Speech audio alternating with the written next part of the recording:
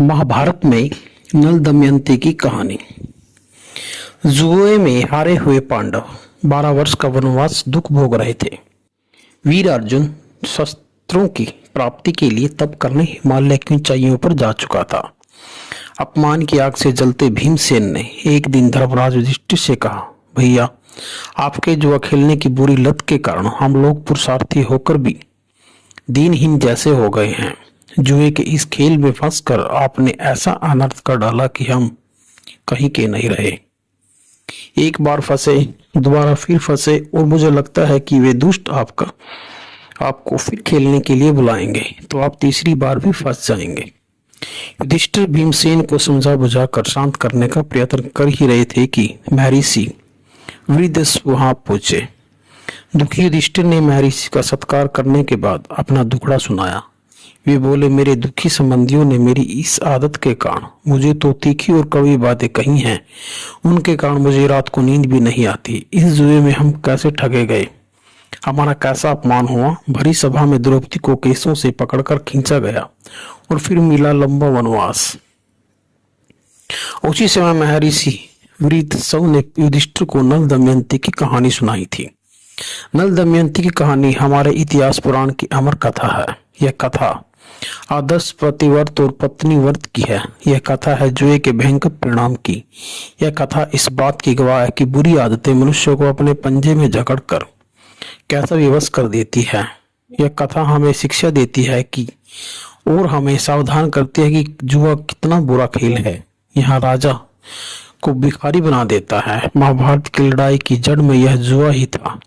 यह सभी जानते हैं कि आज भी यह बुरा खेल कितने ही घरों को उजाड़ रहा है, कितनी पत्नियों और बच्चों के मुख की रोटी छीन रहा है, तन पर कपड़ा भी नहीं छोड़ता।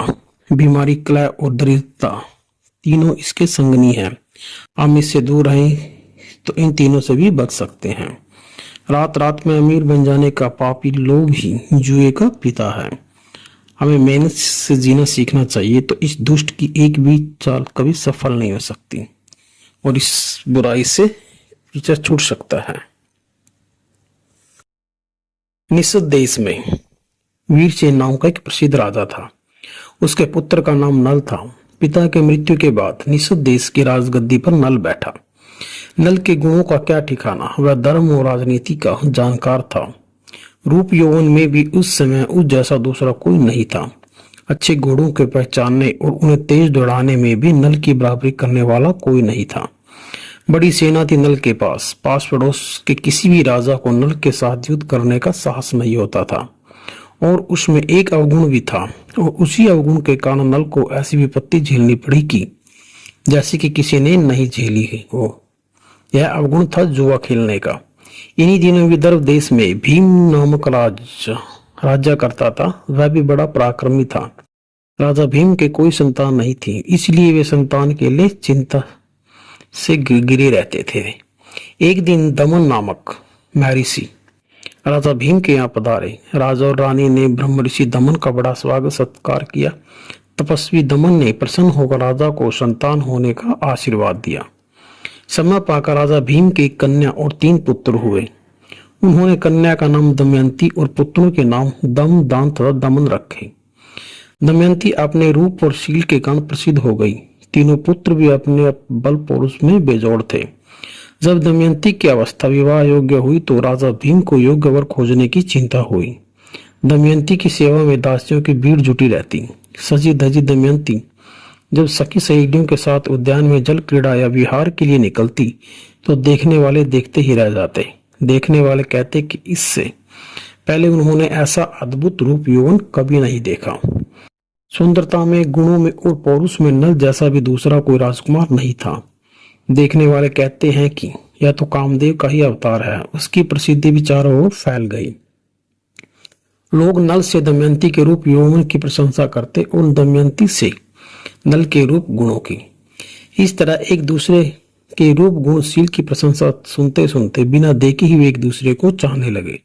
नल का दमयंती के प्रति प्रेम दिनों दिन बढ़ता गया। दमयंती को देखने के लिए नल की व्याकुलता बढ़ने लगी। एक दिन दमयंती के बारे में सोचता हुआ नल महलों से निकलकर राज राज उद्यान में चला गया और वहां जलाशय के किनारे हथेली पर सिर टिकाए दमयंती के बारे में सोचता रहा। राजा ने अपने पास ही सुंदर पंखों वाले हंसों का एक दल देखा। वे हंस नल को बहुत प्यारे लगे। नल ने उनमें से एक हंस को पकड़ लिया। नल प्यार से हंस की गर्दन और पीठ को सहलाने लगा तो हंस ने मनुष्य जैसी वाणी में नल से कहा, हे नल, आप मुझे छोड़ दें तो मैं विदर्भ की राजकुमारी दमयंती के पास जाकर आपकी ऐसी प्रशंसा करूंगा कि वह आपके सिवा दूसरे किसी पुरुष को अपने मन में जगह नहीं देगी। नल ने उस विचित्र हंस को छोड़ दिया। वह तुरंत हंसों के दल में जा मिला। फिर हंसों का वह दल वहां से उड़ा और विदर्भ देश की राजभवन के उद्यान में जा उतरा। दमयंती अपनी सखी और दासियों के साथ उद्यान में घूम रही थी। उन सुनहरे पंखों वाले अद्भुत हंसों को देखकर दमयंती के मन में उन्हें पकड़ने की इच्छा हुई। अब तो सभी सखी सहेलियां हंसों को पकड़ने के लिए उनका पीछा करने लगी। दमयंती भी एक सुंदर हंस को पकड़ने की चेष्टा करने लगी। दमयंती ने अपना दुपट्टा फैलाकर एक हंस के ऊपर डाल दिया और हंस को पकड़ लिया। यह हंस तो वही था जो नल से दमयंती के बारे में वचन लेकर आया था। वह भी दमयंती से बात करना चाहता था। संभवतः तभी तो जानबूझकर पकड़ाई में आ गया था। वह दमयंती से बोला, राजकुमारी दमयंती, मुझे छोड़ दोगी तो मैं तुम्हारा मन चाहा एक काम करूंगा। मैं तो जानता हूं कि तुम मन से राजा नल को चाहती हो। वह तुम्हारे हृदय में बस चुका है। बात है भी ठीक, वह सचमुच तुम्हारे योग्य है और तुम उसके योग्य हो। हम तो राजहंस है, इधर से उधर उड़ते रहते हैं। हमसे कुछ छिपा थोड़ा ही है। यदि तुम राजा नल की पत्नी बन जाओ तो समझो कि तुम्हारा जन्म सफल हो गया।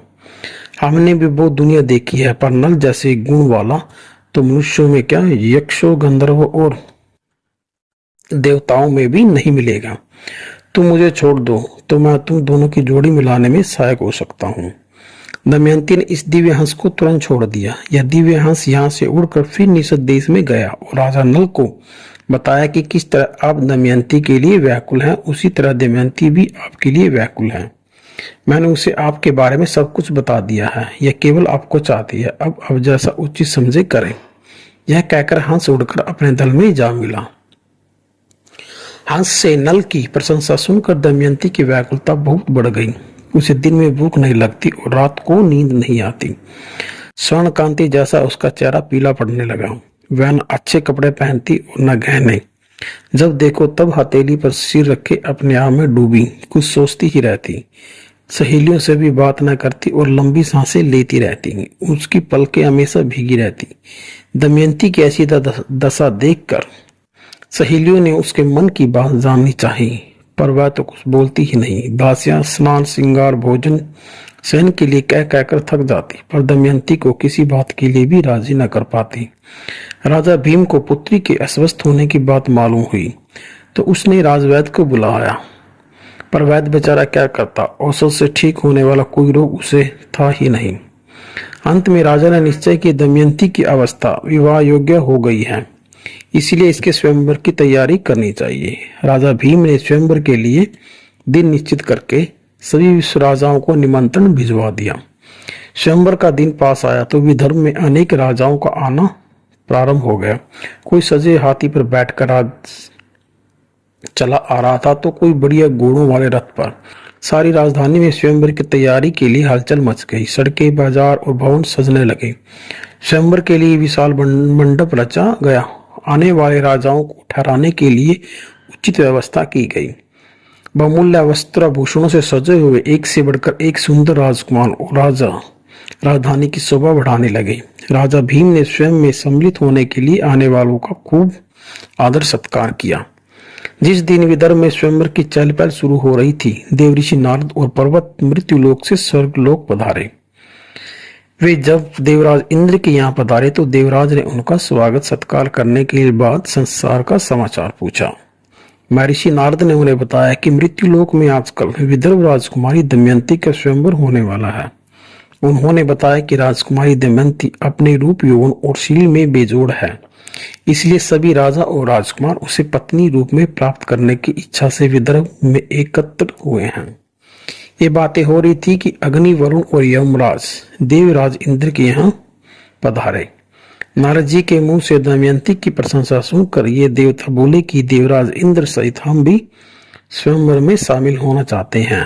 बस फिर क्या था, महर्षि नारद और पर्वत चले जाने के बाद ये चारों देवता स्वयंवर में शामिल होने के लिए धरती पर उतर आए और विदर्भ जा पहुंचे। यहीं पर इन्हें राजा नल स्वयंवर में शामिल होने के लिए जाते मिल गए। नल के सुंदर रूप और स्वस्थ बलिष्ठ शरीर को देखकर देवता चकित रह गए। उन्होंने सोचा कि नल के सामने हम क्या चीज है, दमयंती हम में से किसी को न वरकर नल को ही वरेगी। वे देवता फिर सोच समझकर नल से बोले, राजा नल, हम आपकी सहायता की आवश्यकता है। हम आपको अपना दूत बनाकर एक संदेश देना चाहते हैं। बताइए, आप हमारा यह काम करेंगे ना? सहायता चाहने वाले उन देवताओं को आश्वासन देकर राजा नल ने उन्हें नमस्कार करके पूछा, कृपया बताइए आप कौन हैं और मुझे दूत बनाकर कहाँ भेजना चाहते हैं? आपका वह कौन सा काम है जिससे आप मुझसे दूत बनाकर पूरा करना चाहते हैं? निषद राज नल के इस प्रकार पूछने पर देवराज इंद्र ने कहा, राजन, आप हमें देवता समझे, हम दमयंती को प्राप्त करने के लिए यहाँ आए हैं। मैं इंद्र हूँ, ये अग्निदेव हैं, ये वरुण और ये यमराज। आप दमयंती के पास जाकर उसे हमारे आने की सूचना दे दीजिए और कहिए कि हम उसे देखने के लिए आए हैं। हम चाहते हैं कि स्वयंवर में वह उन चारों में से किसी एक का वर्णन करे। देवराज इंद्र की इस बात सुनकर राजा नल ने कहा, देवगण, मैं स्वयं भी तो दमयंती की पत्नी के रूप में प्राप्त करना चाहता हूँ। मैं भी तो स्वयंवर में शामिल होने जा रहा हूँ, इसीलिए जिस दमयंती को मैं प्राप्त करना चाहता हूँ उसे प्राप्त करने के लिए आप मुझे ही दूत बनाकर ना भेजिए। आप ही सोचिए, मैं जिस दमयंती को प्राप्त करने का मन में निश्चय कर चुका हूँ उसे दूसरे के लिए कैसे छोड़ सकता हूँ? इसलिए मैं आपसे क्षमा चाहता हूँ। देवता बोले, राजन, आप हमारा काम करने के लिए वचनबद्ध हैं। क्या आप अपनी बात को झूठा करेंगे? इसीलिए हमारा दूत बनकर जाइए और दमयंती तक हमारा संदेश जरूर पहुंचाइए। देवताओं के ऐसा कहने पर राजा नल ने कहा, विदर्भ राज के सभी राजभवनों पर पहरा होगा, विशेष रूप से अंतपुर में तो किसी अपरिचित पुरुष का प्रवेश संभव ही नहीं है। फिर आप ही बताइए कि मैं दमयंती तक कैसे पहुंच सकता हूँ? तब इंद्र ने कहा, राजन, आप वहां तक जा सकेंगे। हम देवता हैं, हमारे पास तरह तरह की शक्तियां हैं। हमारी शक्ति के प्रभाव से दमयंती के भवन में प्रवेश करते समय आपको कोई देख नहीं सकेगा। हाँ, आप सबको देख सकेंगे, दमयंती भी आपको देख सकेगी। अब आप निश्चिंत होकर जाइए और हमारा संदेश दमयंती को सुनाइए। राजा नल देवताओं का दूत बनकर विदर्भ राजकुमारी के पास चला। राजा नल ने अंतपुर में सखियों से घिरी हुई अत्यंत सुंदरी राजकुमारी दमयंती को देखा। राजा नल ने उस दिव्य हंस से दमयंती के बारे में जो कुछ सुना था वह उसे उससे भी अधिक अवर्णनीय रूप गुणों की खान दिखाई दी। उसके अंग पर अत्यंत कोमल थी, उसकी कांति कमल जैसी थी, बड़ी बड़ी आंखें थी और पतली कमर। देखकर चंद्रमा भी लज्जा जाए ऐसे उसके मुख की शोभा थी। मन मन मुस्कुराती वह सखियों से हास प्रयास कर रही थी। उस रूप और लावण्य की मूर्ति को देखते ही नल का शरीर रोमांचित हो उठा। अपनी प्रिया के प्रथम दर्शन के समय नल के मन में उसे पत्नी रूप में प्राप्त करने की इच्छा और भी प्रबल हो गई।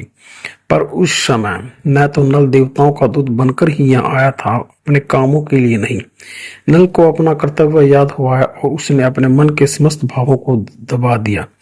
एक अत्यंत रूपमान पुरुष को वहां आया देखकर दमयंती की सखियां और दासियां चकित रह गई।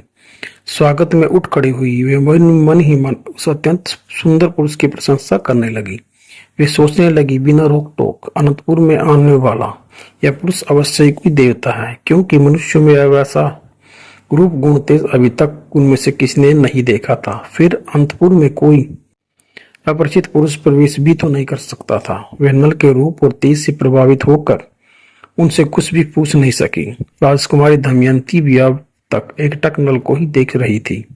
वह भी नल के रूप और तेज से सम्मोहित हो चुकी थी। कुछ समय बाद दमयंती ने मंद मधुर मुस्कान के साथ नल से नम्रतापूर्वक पूछा, आप कौन हैं? आप इस अंतपुर में प्रवेश कैसे कर सके? क्या आपको किसी ने रोका नहीं?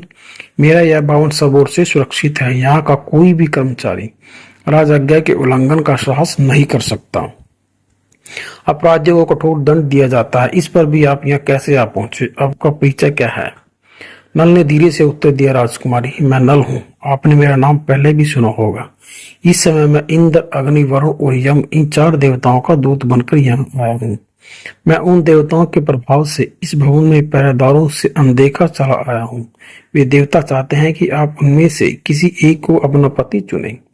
उनका यह संदेश लेकर मैं आया हूँ। आगे आपकी इच्छा, आप जैसा चाहे वैसा करें। दमयंती ने नल से कहा, उन देवताओं को मेरा नमस्कार निवेदन करें, और जहां तक पति रूप में किसी को चुनने का प्रश्न है, मैं पहले ही आपको अपना पति स्वीकार कर चुकी हूँ। मेरे पति तो आप ही हैं। अब आप आज्ञा कीजिए कि मैं आपकी क्या सेवा करूं। मैं आपकी और मेरा सब कुछ आपका। आप निश्चिंत होकर मुझे स्वीकार करें। जब से उस दिव्य हंस से मैंने आपकी बातें सुनी हैं, मैं तभी से आपकी हो चुकी हूँ। ये मेरे मन प्राणों के स्वामी, आपको पति रूप में पाने के लिए ही इस स्वयंवर का आयोजन हुआ है। हे प्रिय, आपके चरणों में भक्ति रखने वाली मुझ दासी को यदि आप स्वीकार नहीं करेंगे तो मैं आपके कारण विष, आग, जल अथवा फांसी द्वारा अपने प्राण त्याग डालूंगी। दमयंती की सारी बातें सुनकर राजा नल ने कहा, तुम देवताओं को छोड़कर मुझ मनुष्य को क्यों पति पाना चाहती हो? मैं तो देवताओं की पगधूली के बराबर भी नहीं हूँ। तुम्हें उन देवताओं में से किसी एक को चुनना चाहिए। देवताओं की इच्छा के विरुद्ध काम करने पर देवता क्रुद्ध हो जाते हैं और वे जो चाहे कर सकते हैं। वे अपने विरोधियों के धन और प्राणों को हर लेते हैं। इसलिए ऐसा कोई कार्य ना करो जिससे मेरे प्राणों पर संकट आए। तुम उन्हीं में से एक को चुन लो। देवता की पत्नी बन जाने पर संसार और स्वर्ग की कोई भी वस्तु तुम्हारे लिए दुर्लभ नहीं रहेगी। तुम्हें मन चाहे भोग प्राप्त होंगे। भला सारे संसार को भस्म कर डालने की शक्ति रखने वाले अग्निदेव को कौन नारी अपना पति नहीं बनाना चाहेगी? और जिनके दंड के भय से लोग शुभ कार्यों की ओर प्रवृत्त होते हैं, उन यमराज को कौन स्त्री अपना पति बनाना नहीं चाहेगी? दैत्य और दानवों पर विजय पाने वाले देवराज इंद्र को पति रूप में पाकर कौन सी नारी अपने को सौभाग्यशालिनी नहीं समझेगी?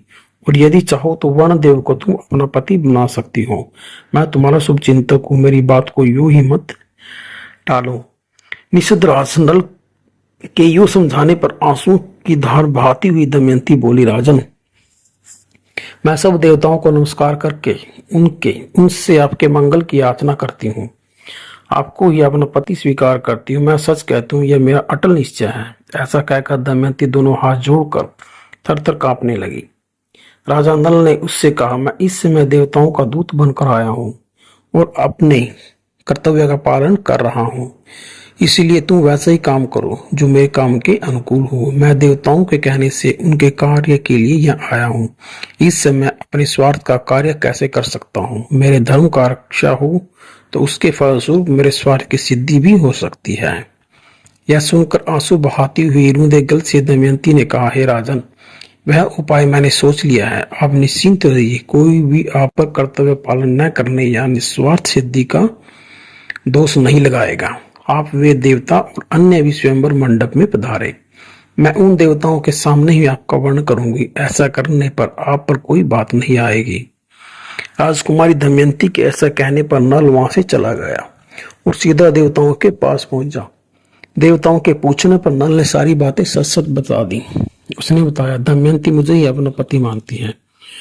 उसने कहा कि देवता भी स्वयंवर में पधारे। मैं उनकी उपस्थिति में नल का वर्णन करूंगी। अब आप सब देवतागण जैसा ठीक समझे वैसा करें। देवता सारा समाचार सुनकर वही अंतर्ध्यान हो गए और राजा नल विदर्भ में स्वयंवर के दिन प्रतीक्षा करने लगे। स्वयंवर का शुभ दिन और शुभ मुहूर्त आने पर सभी राजा और राजकुमार मंडप में पधारे। प्रत्येक यही चाहता था कि दमयंती उसे ही वरमाला पहनाए। मंडप खूब सजा हुआ था। तोरण द्वार बड़ा विशाल था और विशेष रूप से सजाया गया था। बैठने के लिए सुखदायक आसनों की व्यवस्था थी। मंडप राजाओं के मणिमय आभूषणों से चमक रहा था। जैसे आकाश में तारे शोभायमान होते हैं, वैसे ही सब भूपाल उस मंडप में शोभायमान थे। जब राजकुमारी दमयंती हाथ में वरमाला लिए उस मंडप में आई तो सभी राजाओं की दृष्टि उस पर जा टिकी। राजाओं को लगा जैसे इसने उनके चित्त को चुरा लिया है। जिस राजा की दृष्टि दमयंती के जिस अंग पर पड़ी वह वहीं टिक गई। उसका प्रत्येक अंग इतना कामनी और सुंदर था कि उसे देखते ही जी नहीं अगाता था। फिर दमयंती को चारणों द्वारा प्रत्येक राजा के नाम यश और पराक्रम का परिचय दिया जाने लगा। दमयंती पहले से ही नल को वर्ण करने का निश्चय कर चुकी थी।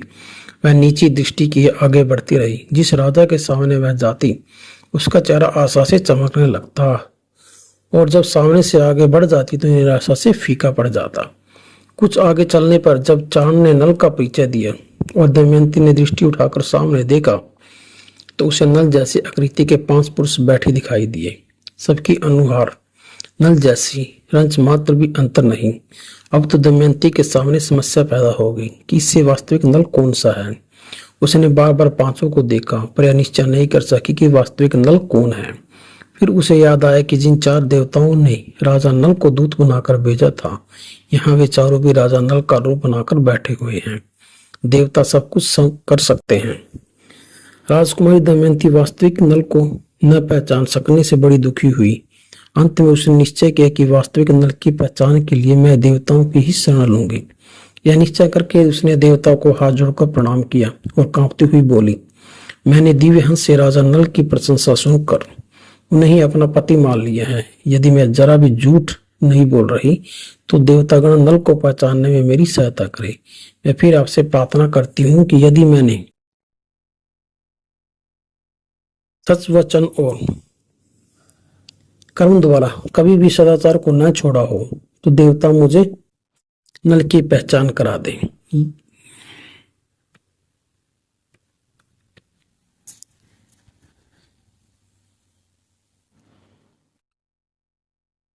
यदि विधाता ने निषद राज नल को ही मेरा पति निश्चित किया हो तो उस सत्य के प्रभाव से देवगण मुझे वास्तविक नल की पहचान करवा दें।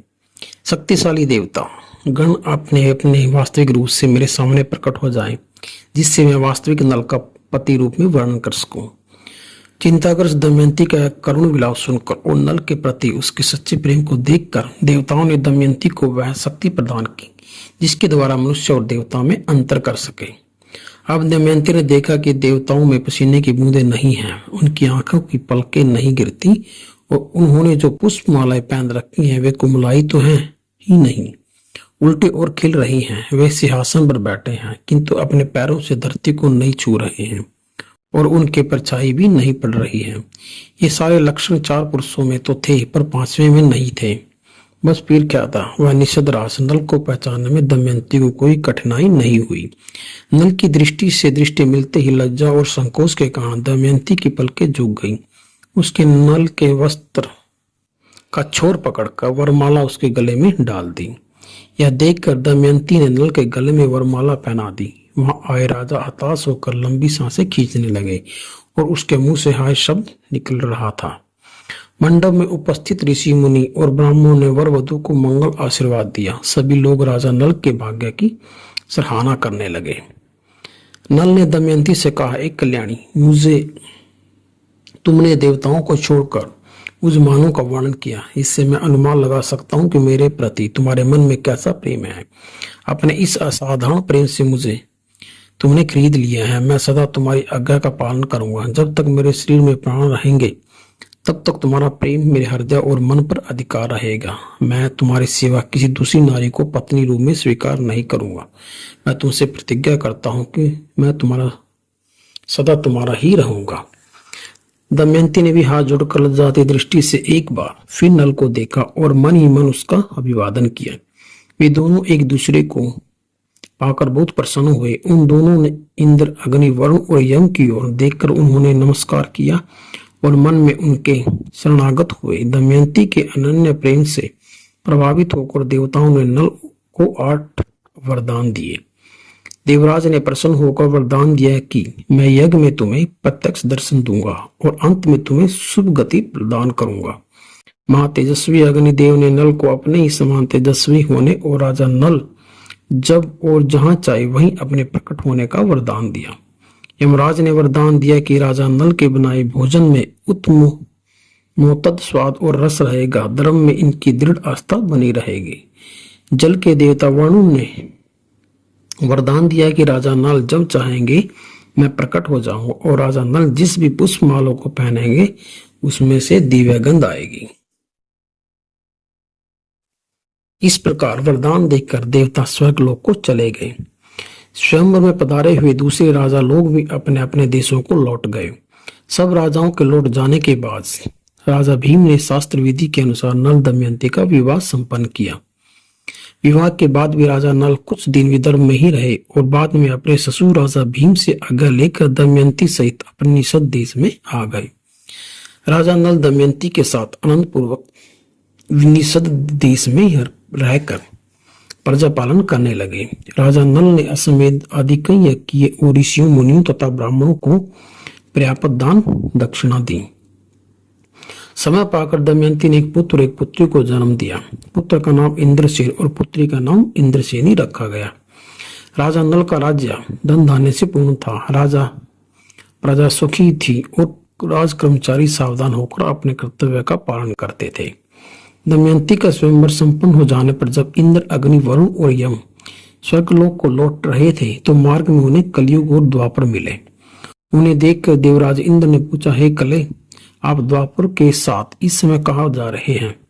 कली ने उत्तर दिया, ए इंद्रदेव, हम दमयंती के स्वयंवर में जा रहे हैं। मैं उसे पत्नी रूप में प्राप्त करना चाहता हूँ। तब इंद्रदेव ने हंसकर कहा, वह स्वयंवर तो हो भी गया, हम सब वहीं से आ रहे हैं। दमयंती ने राजा नल को अपना पति चुन लिया है। इंद्र से जब ने सुना तो कलयुग को क्रोध आ गया। वह बोला, दमयंती ने देवताओं को छोड़कर उनके सामने ही मनुष्यों का वर्णन किया है। इस कार्य से उसने देवताओं का अपमान किया है, इसलिए उसे भारी दंड मिलना चाहिए। कलयुग की क्रोध भरी बात सुनकर देवगण बोले, दमयंती ने हमारा अपमान नहीं किया, हमारी आज्ञा लेकर ही उसने नल को पति चुना है। और फिर नल कोई साधारण मनुष्य थोड़े ही है, वह स्वर्ग संपूर्ण राजा है। उसने ब्रह्मचार्य व्रत का पालन करते हुए चारों वेदों और 5वें वेद इतिहास पुराण का भी अध्ययन किया है। वह नियम पूर्वक नित्य 5 यज्ञ करता है। वह धर्म के 10 लक्षणों का पालन करने वाला है। उसका बुरा चाहने वाला अपना ही बुरा करेगा। यह कहकर चारों देवता स्वर्गलोक को चले गए। देवताओं के चले जाने पर कलयुग ने द्वापर से कहा, हे द्वापर, मैं अपने क्रोध को रोक नहीं पा रहा हूँ। मैं नल के शरीर में प्रवेश करके उसकी बुद्धि को भ्रष्ट कर दूंगा, फिर उसका राज्य छीन जाएगा, उसे दमयंती से भी अलग होना पड़ेगा। तुम जुए के पासों में घुसकर उसे हराने की जिम्मेदारी संभालो। इस तरह कली द्वापर को समझाकर निषद देश में राजा नल के निवास पर आ गया, किंतु धर्मात्मा राजा नल में प्रवेश नहीं कर सका। कारण यह था कि जब तक नल कोई अनुचित कार्य ना करता तब तक कली उसमें प्रवेश तो दूर उसे छू भी नहीं सकता था। इसी तरह 12 वर्ष बीत गए। तब एक दिन राजा नल लघु शंका करके आए और आद मुंह धोकर संध्या उपासना करने बैठ गए। पैर धोने का ध्यान उन्हें नहीं रहा, बस कली का काम बन गया। राजा की इस भूल के कारण कलयुग को राजा के शरीर में प्रवेश करने का अवसर मिल गया। नल में प्रवेश करके कली ने दूसरा रूप धारण करके पुष्कर के पास जाकर कहा, चलो राजा नल के साथ जुआ खेलें, तुम अवश्य जीत जाओगे। नल का राजा तुम्हारा राजा होगा, तुम राजा बन जाओगे। प्रेरणा पाकर पुष्कर राजा नल के पास जुआ खेलने गया। कली भी सांड का रूप धर कर पुष्कर के साथ हो लिया। यह पुष्कर राजा नल का भाई ही लगता था। नल के पास पहुंचकर पुष्कर ने कहा, राजन, आइए आज हम दोनों धर्मपूर्वक जुआ खेलें। पुष्कर से जुआ खेलने का निमंत्रण मिलने पर राजा नल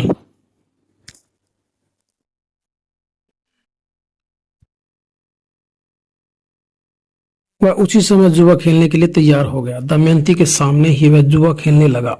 राजा नल दांव पर दांव हारने लगा। हीरे मोती, स्वर्ण चांदी, रथ, हाथी, वस्त्र, आभूषण जो कुछ भी था बारी बारी सभी दांव पर लगा दिया और हार गया। दमयंती तथा नल के दूसरे मित्रों ने नल को जुआ खेलने से रोकने का बहुत प्रयत्न किया, पर सब व्यर्थ हो गया। नल नहीं माना। फिर प्रमुख नागरिक और मंत्री भी मिलकर राजा के पास आए। उन्होंने द्वारपाल द्वारा दमयंती से कहलवाया कि राजा से मिलना चाहते हैं। दमयंती ने राजा से निवेदन किया कि पूर्ववासी और मंत्रीगण आपके दर्शन करना चाहते हैं, उन्हें भीतर आने की आज्ञा दी जाए। पर दमयंती के बार बार पूछने पर भी राजा ने कोई उत्तर नहीं दिया। दमयंती गिड़गिड़ाती रही और निराश होकर लौट गई। पूर्ववासी और मंत्रीगण भी निराश होकर लौट गए।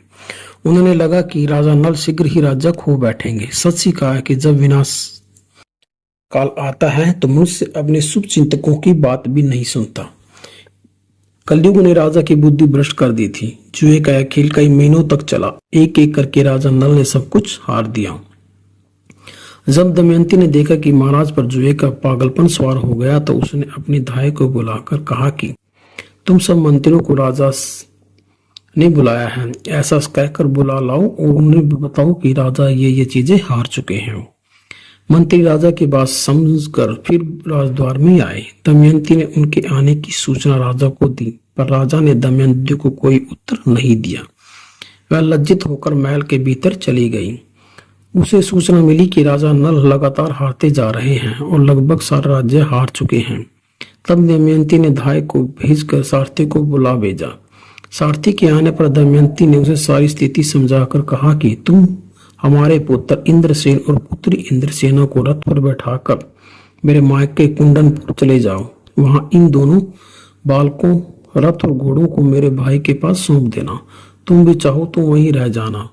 सारथी ने मंत्रियों को इस बात को सूचना दी और उनकी सलाह से उसने विदर्भ देश के कुंडनपुर नगर को प्रस्थान किया। साथ ही बच्चों, रथ और घोड़ों को वहीं छोड़कर स्वयं अयोध्या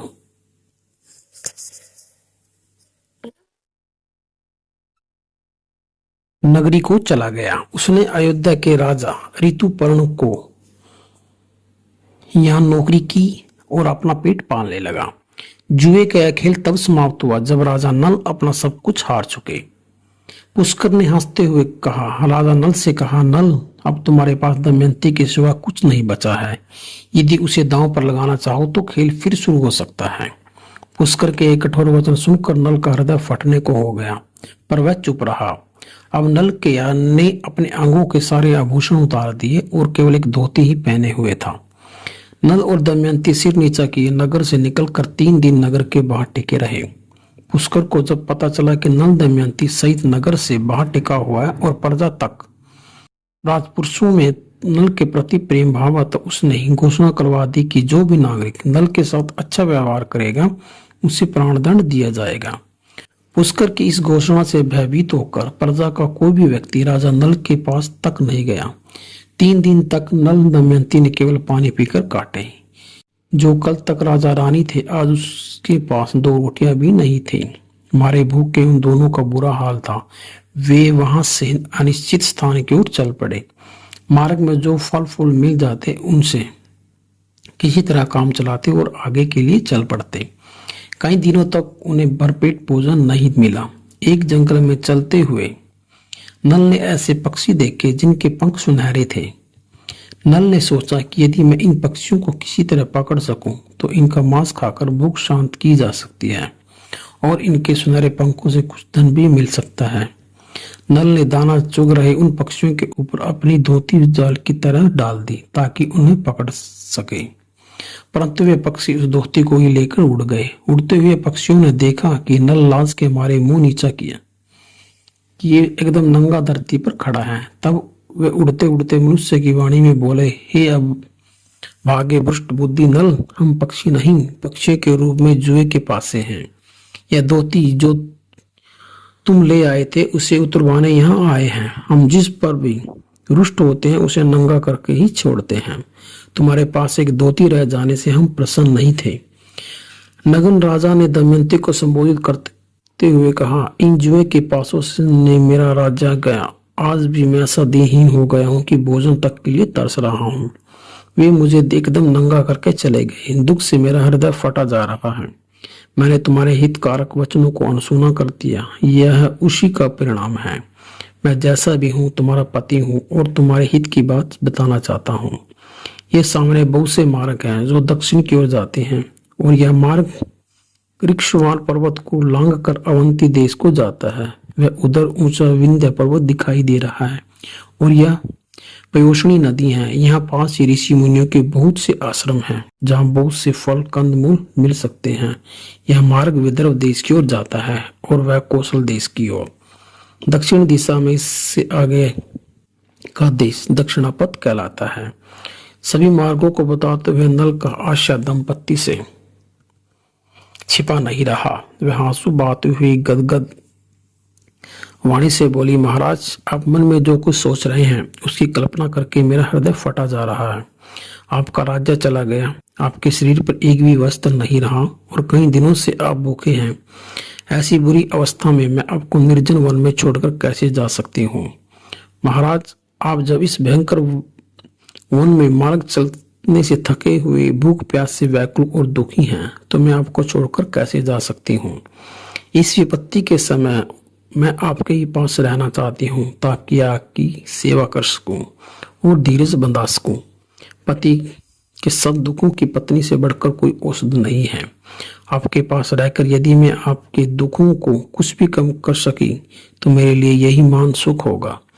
नल ने उत्तर दिया, तुम ठीक कह रही हो। दुख में पत्नी से बढ़कर दूसरा कोई मित्र नहीं होता। तुम तो यूं ही घबरा रही हो। मैं तुम्हें अपने से कभी भी अलग नहीं कर सकता। मैं अपने शरीर को छोड़ सकता हूँ पर तुम्हें नहीं।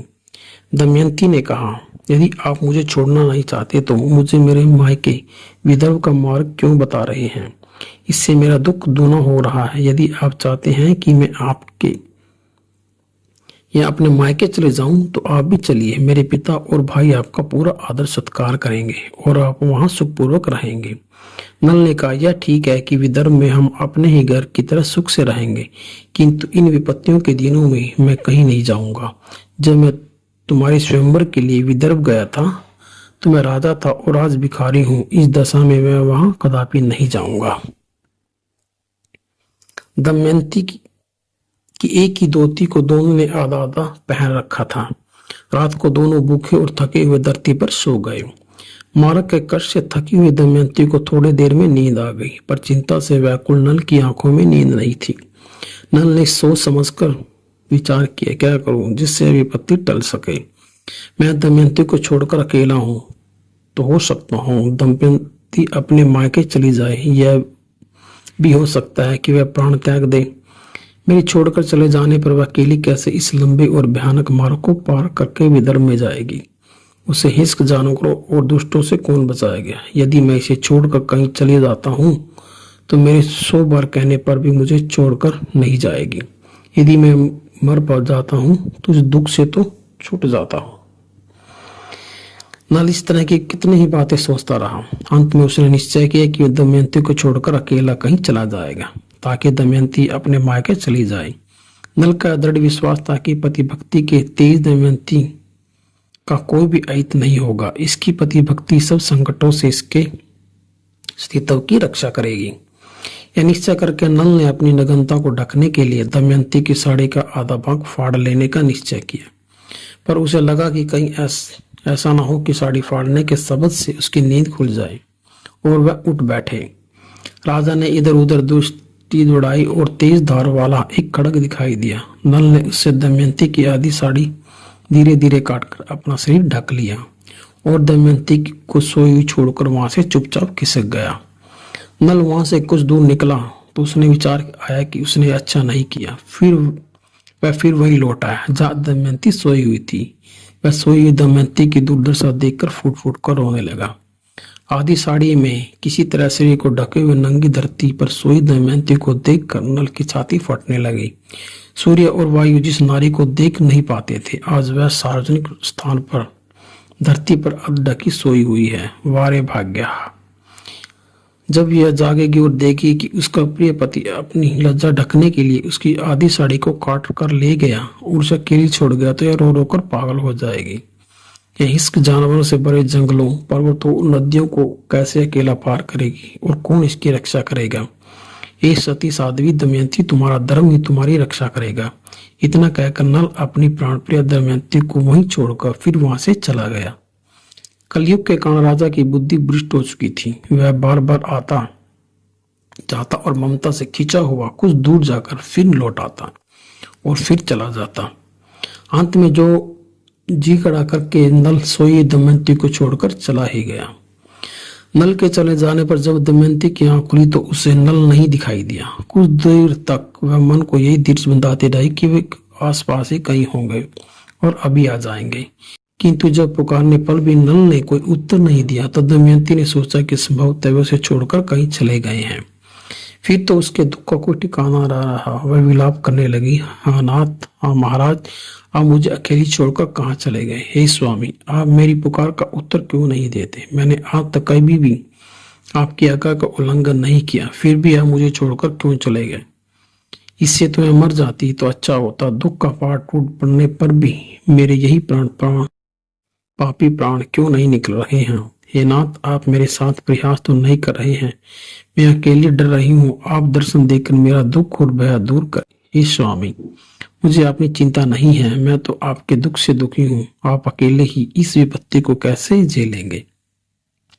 इस तरह करुण विलाप करती हुई दमयंती रोने लगी और नल को ढूंढती इधर उधर दौड़ने लगी। वह बार बार गिर पड़ती और उठकर पागलों की तरह चलने लगती, फिर इधर उधर दहाड़ मारकर रोने लगती। दमयंती रोती बिलखती कहने लगी, जिस पापी ने धर्मात्मा नल को इस दशा को पहुंचाया है, वह उससे भी बड़ी विपत्ति में फंसकर जीवन भर दुख पाए।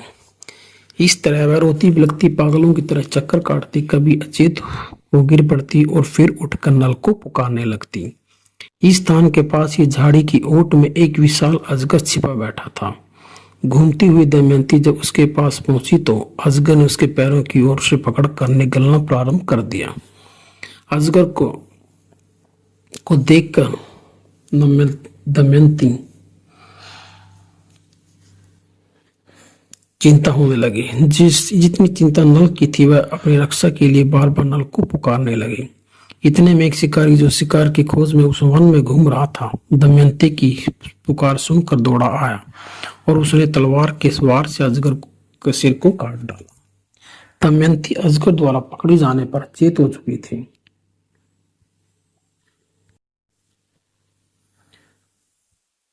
दमयंती अजगर द्वारा पकड़े जाने पर अचेत हो चुकी थी। व्याध ने पानी के छींटे मारकर उसे चेतना में लाने का प्रयत्न किया। जब उसकी चेतना लौटी तो शिकारी ने उसके घावों को धो दिया और जंगली फल फूल खाने को दिए। जब दमयंती कुछ स्वस्थ हुई तो व्याघ्र ने पूछा, हे सुंदरी, तुम किसकी पत्नी हो और अकेली वन में क्यों चली आई हो? कैसे तुम इस हिंसक जानवरों से भरे जंगल में भटक रही हो? व्याध के पूछने पर दमयंती ने अपनी पूरी राम कहानी उसे सुना दी। अत्यंत रूपवती दमयंती के अंग आदि साड़ी में भी स्पष्ट दिख रहे थे। वह राजपुत्री और अत्यंत सुंदरतम नारी थी और इस विपत्ति में भी उसके अंगों की शोभा आकर्षक थी। निर्जन वन प्रदेश में उससे असहाय पाकर व्याध का मन काम वासना से भर गया। वह उससे प्रेम भरी बातें करने लगा। दमयंती उसके मन की बात जानकर समझ गई कि वह एक अजगर से छूटकर दूसरे दुष्ट अजगर के चंगुल में फंस गई है। इससे तो यही अच्छा था कि अजगर उसे खा लेता। अपनी स्थितियों पर पतिव्रत धर्म पर संकट आया जानकर दमयंती का क्रोध भड़क उठा। उसके बड़े बड़े नेत्र अंगारों की तरह धधकने लगे, उसकी भौहें तन गई और वो फड़कने लगे। दमयंती क्रोध से अग्निशिखा की तरह जलने लगी। उसके स्थितियों के तेज से भयभीत होकर व्याध को साहस नहीं हुआ कि वह बलपूर्वक उसका स्पर्श करे। फिर भी दमयंती को लगा कि कामांध व्याध रोकने से रुकेगा नहीं, इसलिए अपने पतिव्रत धर्म की रक्षा के लिए दमयंती ने उसे साफ देने का निश्चय किया। वह बोली, यदि मैं अपने पति नल के सिवा किसी पुरुष का कभी चिंतन न किया हो तो दुष्ट व्याध अभी गिरकर मर जाए। दमयंती का वचन पूरा होते ही व्याध गिर गया और मर गया। इष्ट दोष से छुटकारा पाकर दमयंती फिर सांस बटोरकर आगे बढ़ी। वह जंगल बड़ा भयानक था। इसमें सिंह, चीते, बाघ, जंगली भैंसे, रीछ और अजगर आदि हिंसक जानवरों की भरमार थी। इसके अतिरिक्त लुटेरे और जंगली लोग भी इसमें कम नहीं थे। तरह तरह के विशाल वृक्षों, ऊंची नीची पहाड़ियों, खाइयों तथा गुफाओं से भरा यह जंगल बड़ा डरावना था। दमयंती पति के वियोग से ऐसी मतवाली थी कि उसे किसी भी चीज का डर नहीं लगता था। वह अपने पति नल को खोजने में सब कुछ भूल गई थी। दमयंती नल को पुकारती और खोजती। 3 दिन और 3 रातें चलती रही। उसे इस भयानक जंगल का न और छोर मिला, न ही नल का कहीं पता।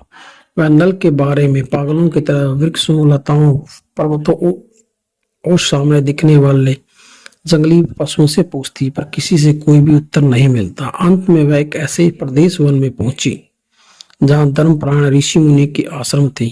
वहां फल फूल वाले वृक्षों की भरमार थी और वहां वनश्री भी बड़ी मनोहर थी। यहाँ इश्क जानवर भी कम थे। यहाँ कितने ही ऐसे तपस्वी भी थे जो केवल जल पीकर ही रहते थे। कुछ तो केवल वायु पर ही निर्भर थे, कुछ पत्ते खाकर जीवन धारण कर रहे थे। यह चौकड़ी भरते मृगों और वृक्षों की शाखाओं पर उछल कूद मचाते वानरों की भी भरमार थी। तपोधन महात्माओं के इस आश्रम में पहुंचकर दमयंती के व्याकुल मन को कुछ शांति मिली। वह आश्रम में आश्रय पाने चली गई। दमयंती आश्रय के महात्माओं को प्रणाम करके उनके पास खड़ी हो गई। उसे देखकर आश्रम वासियों ने कहा, देवी, हम तुम्हारा स्वागत करते हैं। यहाँ आराम से बैठो और हमें बताओ कि हम तुम्हारे लिए क्या करें। दमयंती बोली, तपोधन महात्माओं, आपकी समस्या तपस्या, अग्निहोत्र और धर्मचारण तो निर्विघ्न हो रहा है ना? आश्रम के पशु पक्षी तो निर्भय है ना? यह पूछने पर उन देवताओं ने कहा, भद्रे, यह सब कुशल है। तुम अपने बारे में बताओ कि तुम कौन हो? क्या तुम इस वन की देवी हो? दमयंती बोली, महात्माओं, मैं विदर्भ देश के राजा भीम की पुत्री हूँ और निषद देश के महाराजा नल मेरे स्वामी हैं। उसके जाति बांधवों ने जो मैं हरा कर उनका सर्वस्व छीन लिया है। मेरा नाम दमयंती है। मैं महाराज नल को खोजती हुई भटक रही हूँ। मैं उनके दर्शनों के बिना व्याकुल हूँ। आप में किसी ने उन्हें देखा हो तो कृपा कर मुझे बताइए। ऋषिगण बोले, सुबह, यदि हमने तुम्हारे पति नल को तो नहीं देखा, पर हम अपने तपोबल से प्राप्त दिव्य दृष्टि से देख पा रहे हैं कि तुम्हारा भविष्य मंगलमय है। तुम शीघ्र ही पति के दर्शन हो गए। तुम्हारे संकट के दिन समाप्त होने वाले हैं। तुम्हारे इतना कहकर वे सभी तपस्वियों और उनका आश्रम अदृश्य हो गया। इस अद्भुत घटना को देखकर दमयंती के आश्चर्य का ठिकाना न रहा। वह सोचने लगी, कुछ देर पहले मैंने आश्रम में जो ऋषिगण देखे, क्या यह स्वप्न था? यदि स्वप्न नहीं था तो वह आश्रम और तपस्वी कहाँ लुप्त हो गए? फूलों और फलों से भरे हुए वृक्ष सरोवर में कहाँ चले गए? वह कुछ क्षण इसी पहेली को सुलझाने में उलझी हुई रही, पर उसकी समझ में कुछ नहीं आया। फिर वह वहां से आगे चल दी और विलाप करने लगी। कुछ आगे बढ़ने पर उसे एक सुंदर अशोक वृक्ष दिखाई दिया। वह अशोक वृक्ष के नीचे जाकर उनसे विनय पूर्वक बोली, ए अशोक, तुम मुझे निषद राजा नल का समाचार सुनाकर मेरा शोक दूर कर दो। यह कहते हुए अशोक वृक्ष की परिक्रमा करती रही, पर उसका शोक दूर नहीं हुआ। निराश होकर वह फिर आगे चल पड़ी और दूर निकल गई। आगे जाकर उसने नदी को पार करते हुए व्यापारियों के दल को देखा। उनके साथ बाढ़ से लदे घोड़े, रथ तथा सवारी के हाथी थे। बीहड़ वनों में अकेले भटकने की अपेक्षा उसने उस व्यापारी दल के साथ चलने का निश्चय किया। वह कुछ तेज चलती हुई व्यापारियों के उस दल में जा मिली। पति वियोग से दुखित, भूख प्यास से व्याकुल, रूखे धूल भरे केसों और आधी साड़ी में पहने होने के कारण वह पगली सी दिखाई देती रही। उसे देखकर कई लोग तो डर के मारे चीख पड़े। कुछ इधर उधर भागने लगे और कुछ चिंता में पड़ गए। कुछ लोग उसकी किल्ली उड़ाने लगे। कुछ को अच्छे चरित्र की स्थिति नहीं लगी और कुछ उसकी दशा देखकर दया से भर गए। उन्होंने उससे पूछा, कल्याणी, तुम कौन हो? किसकी पत्नी हो और इस वन में किसको खोज रही हो? तुम्हारी बुरी दशा देखकर हमें बड़ा दुख हो रहा है। यदि हम इस देश में तुम जैसी कोई देवी, यक्षी या राक्षसी हो तो हम अपने मंगल आशीर्वाद दो। यह दल कुशल पूर्वक अपने स्थान पर पहुंच जाए, ऐसा वरदान दो। दमयंती ने उन्हें उत्तर दिया, मैं आप की तरह मानवी हूँ, देवी एवं यक्षी नहीं। मैं राजपुत्री और यशस्वी राजा नल की पत्नी हूँ। अपने पति को खोजती इस वन में भटक रही हूँ। मैं विदर्भ राज भीम की पुत्री और निषद नरेश की पत्नी हूँ। यदि आपने महाराज नल को कहीं देखा हो या उनके बारे में कुछ सुना हो तो मुझे बताने की कृपा करें। उस दल के नेता का नाम सूची था। उसने दमयंती से कहा, भद्रे, मैं इस दल का नेता और संचालक हूँ। हमने नल नामक किसी मनुष्य को मार्ग में नहीं देखा। इस जंगल में हमें तुम्हारे सिवा कोई भी मानव कहीं दिखाई नहीं दिया। दमयंती ने उससे पूछा, कृपया करके बताइए कि आपका यह दल किस नगर की ओर जा रहा है? दल के नेता ने उत्तर दिया, हमारा दल चेदीराज सुबाहु की राजधानी में व्यापार के उद्देश्य से जा रहा है। यह सुनकर दमयंती भी उनके साथ हो ली। जब चलते चलते कई दिन बीत गए तो एक विशाल वन में पहुंचकर दल के नेता ने एक बड़ा सरोवर देखा। उसके आसपास पशुओं के चरने के लिए बहुत सी हरी भरी घास थी और लकड़ियों की भी कमी नहीं थी। पानी के कारण फल फूल भी काफी थे। सरोवर का पानी निर्मल और मीठा था। थके हुए व्यापारियों ने वहीं डेरा डालने का निश्चय किया। सब लोग खा पीकर सो गए और थकान के कारण गहरी नींद में डूब गए। कोई एक पैर रात बीत जाने पर जंगली जान हाथियों का एक बड़ा झुंड पानी पीने के लिए उस सरोवर पर आया। उन व्यापारियों के पालतू हाथियों को देखकर जब जंगली हाथी क्रोध से भर गए, उन्होंने पालतू हाथियों को मार डालने के उद्देश्य से उन पर आक्रमण कर दिया। व्यापारियों के हाथी जंजीरों में बंधे हुए थे। जंगली हाथियों के उन पर टूट पड़ने से व्यापारी हाथियों के पैरों के नीचे कुचलकर मर गए। कुछ बचकर जंगल की ओर भाग गए, कुछ को हाथियों ने सूंडों से उठाकर दूर फेंक दिया। घोड़े भी मारे गए, रथ टूट गए। जंगली हाथियों के इस अचानक आक्रमण से व्यापारियों का दल प्राय नष्ट हो गया। घायलों की चीख पुकार और हाहाकार से वह अंधेरी काल रात्रि और भी डरावनी लगने लगी। वहां व्यापारियों का सामान, सोने की मोहरें, हीरे मोती और दूसरी बहुमूल्य वस्तुएं बिखरी पड़ी थी, किंतु कोई भी उन्हें उठाने वाला नहीं था। आक्रमण होने पर जब दमयंती की नींद खुली तो स्तब्ध रह गई। वह व्यापारियों के दल से कुछ हटकर एक और सोई हुई थी। उससे और हाथी नहीं गए थे। वह सांसें रोके धरती से हटकर पड़ी रही और इस भयानक नरसंहार को देखती रही। उसने ऐसी दुर्घटना नहीं देखी थी। जब जंगली हाथी वहां से चले गए तो दल के बचे हुए लोग जो इधर उधर भाग गए थे, इकट्ठे होकर अपने अपने भाग्य को कोसने लगे। कोई कहता कि हम जब यात्रा पर चले तभी अपशकुन हुआ लगे थे। कोई कहता कि हमने धन के देवता कुबेर का बड़े प्रकार पूजन नहीं किया तभी तो ये विपत्ति आई। इस तरह कोई कुछ और कोई कुछ कह रहा था। किसी ने कहा कि कुछ दिन पूर्व जो एक स्त्री हमारे दल में आ मिली थी, लगता है वह कोई छलना ही थी। उसी राक्षसी के कारण यह सब कुछ हुआ है। उसी मायावनी ने अपनी माया से यह सब कुछ किया। अब यदि वह हमें मिल जाए तो हम उसे पत्थरों और डेलों से मारकर उस धरती पर सुला दें। उनकी ये बातें दमयंती लज्जा से गड़ गई और भय से कांपने लगी। उसने सोचा, यदि मैं इनकी दृष्टि में पड़ जाऊंगी तो मुझे मार डालेंगे। वह तुरंत घने जंगल की ओर भाग खड़ी हुई। यदि यह सोचकर साध्वी दमयंती के दुख का ठिकाना ना रहा, वह बड़ी भाग्यहीन हो। पता नहीं वे पूर्व जन्म में ऐसा कौन से पाप किए हैं कि सभी मेरे पैरी बन रहे हैं। यदि व्यापारियों के दल पर संकट न आता तो कम से कम हम उनके साथ चलते, निर्भय नगर में पहुंच जाती। पता नहीं मेरे दुखों का अंत कब होगा। मेरे प्राण निकल जाते तो मैं इस दुख भोग से तो बच जाती।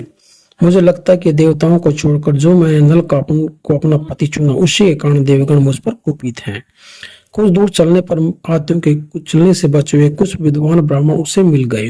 वह उन्हीं के साथ चलने लगी और कुछ दिन बाद सीधी राज स्वभाव की राजधानी में जा पहुंची। वह आधी साड़ी में किसी तरह लिपटी हुई, भूखी, दुबली और मैली कुचली होने के कारण पगली सी लग रही थी। कई बालक उसे पगली समझकर कुतूहलवश उसके पीछे हो लिए। यूं ही चलते हुए दमयंती राजमहल के आगे राजमार्ग पर जा निकली। राजमाता ने जब दमयंती को भली प्रकार देखा तो उसके आश्चर्य का ठिकाना ना रहा। वह बोली, भद्रे, तू इस दीनहीन दशा में भी कितनी सुंदर लग रही हो। संकटों से गिरी होने पर भी तुम मेघों से गिरी बिजली की तरह तेजस्विनी हो। अच्छा यह बताओ कि तुम कौन हो, किसकी पत्नी हो, किस कारण तुम्हारी ऐसी दशा हुई है। राजमाता की बात सुनकर दमयंती ने उत्तर दिया, माते ही मैं विपत्ति में पड़े अपने पति की खोज में दर दर भटक रही हूँ। वे जुए में अपना सब कुछ हारकर जंगल में चले गए थे और मैं भी उनके साथ थी। फिर वो मुझे सोती हुई छोड़कर कहीं अकेले ही चले गए हैं। मैं उन्हें ही खोजती हुई भटक रही हूँ। फल फूल खाकर पेट भरती हूँ और रात को मैं किसी वृक्ष के नीचे सो जाती हूँ। मैं राजघराने में प्रसादिका का काम करती थी। मैं राज परिवार की नारियों का श्रृंगार करने में चतुर हूँ। उसकी दुख भरी कहानी सुनकर राजमाता का हृदय भर आया। वह बोली, भद्रे, तुम आज से मेरे पास रहो। तुम्हारे पति की खोज के लिए मैं अपने सेवक को भेज दूंगी। वे उसे अवश्य खोज लाएंगे और एक दिन तुम्हारा उससे अवश्य मिलन होगा। राजमाता की बात सुनकर दमयंती ने कहा, मेरी कुछ शर्तें हैं। यदि आप उन्हें मान लें तो मैं आपके पास रह सकती हूँ। मैं कभी किसी का जूठा नहीं खाऊंगी, कभी किसी के पैर नहीं धोऊंगी और किसी दूसरे पुरुष से बात नहीं करूंगी। यदि आप मुझे कोई पुरुष को दृष्टि से देखे तो मैं आपको दंड देना होगा, और यदि वह बार बार ऐसा अपराध करे तो उसे प्राणदंड देना होगा। मैं अपने पति की खोज खबर के लिए ब्राह्मणों से बात कर सकती हूँ। मेरी ये शर्तें यदि आप मान ले तो मैं यहाँ रह सकती हूँ। राजमाता ने उसकी सारी शर्तें मान ली और उसे अपने पास रख लिया। फिर राजमाता ने अपनी पुत्री सुनंदा को बुलाकर कहा, सुनंदे, इस प्रसादिका को तुम अपनी सखी ही समझो, इसके साथ मुझसे रहो। सुनंदा बड़े प्रेम से दमयंती को अपने साथ अपने भवन में ले गई। दमयंती के लिए सुनंदा ने पूरी सुख सुविधा जुटा दी। इतने दिनों से तरह तरह के दुख संकट भोग रही दमयंती ने यहाँ आकर सुख की सांस ली। दूसरी ओर जब नल दमयंती को छोड़कर जंगल में दूर चला गया तो उसने जंगल में आग लगी देखी। उस आग में कोई नल का नाम लेकर पुकार रहा था, महाराज नल, दौड़कर आइए और मुझे आग से निकालिए। इस कारण पुकार को सुनकर नल ने कहा, डरो मत, मैं आ रहा हूं। इतना कहकर वह किसी तरह अपने आप को बचाता आग में घुस गया। नल ने आगे देखा कि एक नाग आग से झुलसा हुआ कुंडली मारे पड़ा था। वह बोला, महाराज, मैं कारकोटक नामक नाग हूँ। एक बार मेरे द्वारा देव ऋषि नारद डसे गए थे तो उन्होंने मुझे शाप दिया था कि तुम जड़ वस्तु की तरह एक जगह पड़े रहो। जब कभी राजा नल तुम्हें यहाँ से दूसरी जगह ले जाएंगे तब तुम्हारे शाप का अंत होगा। नारद जी के उस शाप के कारण मैं अपनी जगह से इधर उधर नहीं जा सकता। आप मुझे इस आग से बचाइए। इस उपकार के बदले मैं भी आपका एक काम कर दूंगा, बस आप जल्दी से मुझे यहाँ से निकालिए। नल ने कारकोटक नाग को उठाया और शीघ्रता से आग से बाहर ले आया।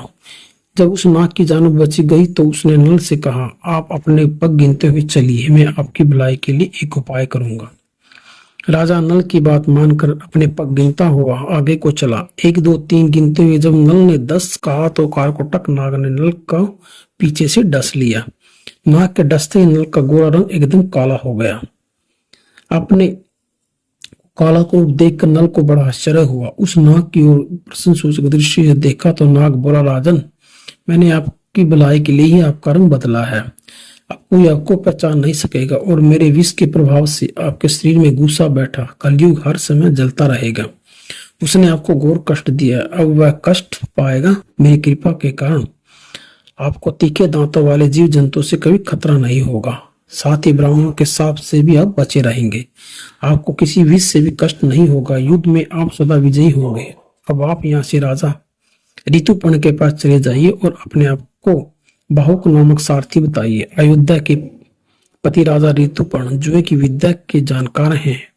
उन्हें घोड़े हाँकने की विद्या सिखाकर उसके बदले जुए की विद्या सीख लेना। उनसे आपकी मित्रता हो जाएगी, तभी आपके बुरे दिन समाप्त होंगे। आपको अपना खोया हुआ राज्य, पत्नी और संतान सब कुछ मिल जाएगा। हाँ, एक बात और ध्यान रखना, जब आप अपने पहले वाले सुंदर रूप को देखना चाहिए तो उस समय मुझे याद कीजिए और मेरे दिए हुए 2 दिव्य वस्त्र पहन लीजिए। ऐसा करने पर आपका पहले वाला सुंदर गौरवर्ण आपको प्राप्त हो जाएगा।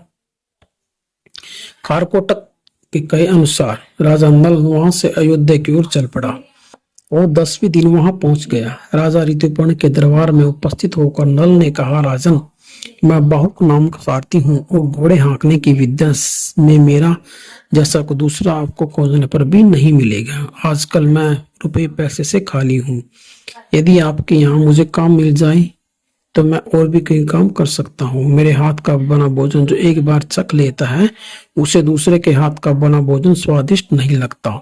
संगीत, चित्र, साहित्य आदि विद्याओं में आप चाहे तो मैं आपको अच्छी सलाह दे सकता हूँ। मेरी सभी कलाओं में अच्छी गति है। संक्षेप में यूं समझिए, मैं कठिन से कठिन कामों को भी कर सकता हूँ। आप मुझे अपनी सेवा का अवसर दीजिए और फिर देखिए कि मैं आपके लिए कितना उपयोगी सिद्ध होता हूँ। राजा ऋतुपर्ण बहू की बातें सुनकर बहुत प्रभावित हुआ। ऐसे गुणी आदमी को कौन नौकरी नहीं देना चाहेगा। ऋतुपर्ण ने उन्हें नौकरी रख लिया और कहा, मैं सदा तेज चाल पसंद करता हूँ। हवा से बातें करने वाले घोड़े को तेज दौड़ाते रथ मुझे सदा आकर्षित करते हैं। तो आज से तुम हमारी घुड़साल के अध्यक्ष हुए। 10,000 मुद्राएं वार्षिक वेतन तुम्हें मिलेगा और जो भी सुविधा तुम चाहोगे तुम्हें मिलेगी। हमारे ये 2 सारथी, वार्षणे और जीवक तुम्हारे सहायक होंगे। बाहुक के रूप में नल ऋतुपर्ण की घुड़साल का अध्यक्ष बनकर अयोध्या में रहने लगा। भूख प्यास और ओढ़ने पहनने की कठिनाई तो दूर हो गई, पर नल क्षण भर के लिए भी दमयंती की याद को नहीं भुला पाता। दमयंती की स्मृति कांटे की कसक की तरह चुभती रहती। जब सांझ गिर जाती तो नल की व्याकुलता भी बढ़ जाती। वह प्रतिदिन सांझ के समय एक छंद पड़ता। भूखी प्यासी पीड़ित और थकी मांदी, पति वियोग से दुखी अकेली हतभागी, सोती होगी कहाँ कहाँ रहती होगी, बच्चों की ममता से आत पति का क्या कहती होगी। एक दिन शांत को जब नल इस छंद को दोहरा रहा था तो उसके सहायक जीवक ने पूछा, बाहु तुम्हें हर सांझ को किसी स्त्री की याद आती है, हमें भी तो कुछ बताओ। तब नल ने कहा, बड़ी करुण कहानी है, सुनकर तुम्हारा जीव ही भर आएगा। एक भला आदमी था और बहुत ही भली उसकी पत्नी थी। दोनों में प्रेम भी बहुत था। बड़े सुख से उनके दिन बीत रहे थे। भाग्य ने पलटा खाया, उन दोनों को घर से निकलना पड़ा। वे जंगलों में भटकने लगे और फल फूल खाकर अपने दिन काटने लगे। एक दिन वह पुरुष पतिव्रता पत्नी को जंगल में सोती छोड़कर कहीं चला गया। बाद में अपने इस काम के लिए उसे बड़ा पछतावा हुआ। अब वह दिन रात अपनी पत्नी के दुख की बात सोचकर दुखी रहता है। जो पतिव्रता संकट में पति के पीछे पीछे वन में चली गई, उस कठोर हृदय पुरुष ने उसे ही जंगल में अकेला छोड़ दिया। दुष्ट ने यह भी नहीं सोचा कि हिंस्र जानवर से भरे इस भीड़ जंगल में यह नारी कैसे तो जीवित बचेगी और मार्ग का पता न होने से कैसे जंगल में से बाहर निकलेगी, क्या खाएगी और कैसा अपना जीवन बचाएगी। वह आदमी अपने इस नीच काम की याद करके सदा पश्चाताप की आग में जलता रहा है।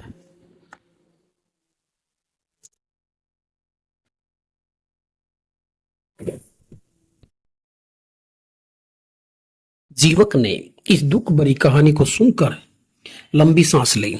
उसकी आंखें गीली हो गई थी। दमयंती के पिता विदर्भराज भीम को जब इस बात का पता लगा, राजा नल जो में सब कुछ हारने के बाद दमयंती सहित वन को चले गए हैं, तो उसने उन्हें खोजने के लिए बहुत से ब्राह्मणों को इधर उधर भेजा। राजा ने ब्राह्मणों से कहा कि जो मेरी पुत्री और जमाई का पता लगाएगा उसे 1000 गौवें दी जाएंगी। बड़ी उपजाऊ कर मुक्त भूमि भी दूंगा। जो भी नल दमयंती को या दोनों में से एक को लेकर आएगा या उनका पूरा पता ठिकाना बताएगा, उसे यह पुरस्कार मिलेगा। वे सूझबूझ वाले ब्राह्मण नल दंपत्ति को खोजने चारों दिशाओं में चले गए। बहुत खोजने पर भी किसी को नल दमयंती का कुछ पता नहीं लगा। उनमें से सुदेव नाम का ब्राह्मण खोजता हुआ जब चेतीराज के महल में गया तो वहां उसने दमयंती को देखा। वह सुनंदा के साथ खड़ी थी। धुएं से गिरी ज्वाला की तरह उसका पूरी तरह से रंग हो गया था और बहुत ही वह कमजोर दिखाई दे रही थी। वह चिंता के कारण उदास, दुर्बल और मलिन थी। सुदैव अब उसके पास चला गया और बोला, विदर्भ राजकुमारी, मैं तुम्हारे भाई का मित्र सुदेव हूँ। महाराज भीम ने मुझे तुम्हारी खोज के लिए भेजा है। तुम्हारे माता और पिता और भाई सब सकुशल हैं और वो जो तुम्हारे पुत्र पुत्री हैं वे भी सकुशल हैं। तुम्हारा और महाराज नल का कुछ पता ठिकाना न होने के कारण वे बहुत चिंतित और दुखी हैं। तुम दोनों को खोजने के लिए उन्होंने सैकड़ों ब्राह्मण चारों दिशाओं में भेजे हैं। दमयंती ने भी सुदेव को पहचान लिया और अपने संबंधियों का कुशल मंगल पूछने लगी। मायके के इस ब्राह्मण से बातें करते करते दमयंती का दिल भर आया और आंसू बहने लगे। सुनंदा उसे रोती देखकर घबरा गई और राजमाता से जाकर बोली, प्रसादिका एक ब्राह्मण से बातें कर रही है और बहुत रो रही है। राजमाता तुरंत वहां पहुंची और सुदेव को बुलाकर पूछने लगी, विप्रवर, मैं समझती हूँ तुम इस युवती से अच्छी तरह परिचित हो। हमें भी बताओ यह किसकी पुत्री तथा किसकी पत्नी है। यह सुंदरी अपने संबंधियों से कैसे बिछुड़ गई है और किस संकट से ग्रस्त है। राजमाता का इस तरह पूछने पर विप्रवर सुदेव ने दमयंती का पूरा परिचय उसे दिया। परिचय मिलते ही राजमाता और सुनंदा दमयंती से गले मिलकर रोने लगी। बात यह थी कि दमयंती राजमाता की सगी बहन की पुत्री थी। उनका मौसी भांजे का संबंध था। अब तो राजमाता ने पिछली बहुत सी बातें बतानी प्रारंभ की और बोली कि तुम्हारा जन्म तो तुम्हारे नाना और मेरे पिता के घर पर ही हुआ था। अरे भोली, यह घर तो मेरा अपना ही है। अब दमयंती बोली, मौसी जी, आप मुझे पहचानती नहीं और फिर भी आपने मेरे लिए सारी सुख सुविधाएं जुटा दी। मैं यहाँ सुरक्षित रूप से रहती रही। मैं बहुत दिनों से भटक रही थी और दुख पा रही थी। आपने मुझे आश्रय देकर संकट से बचाया।